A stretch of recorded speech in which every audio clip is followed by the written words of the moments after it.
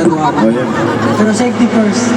O, syempre, uuparin mo na namin to. Thank you, safety officers. Thank you, maraming salamat.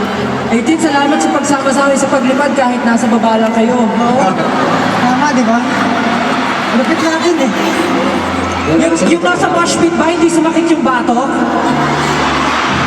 Wala pang high blood sa inyo? Edi hindi pa nga mga nanay. Mga Gen Z ba, tama? Siyempre, tamang-tama. Salamat po. Maraming salamat sa pagsama sa amin sa paglipad, 18. Ganun ang circle. At dahil pupunta kami sa harap, meron pa kami 30 seconds para maglakad.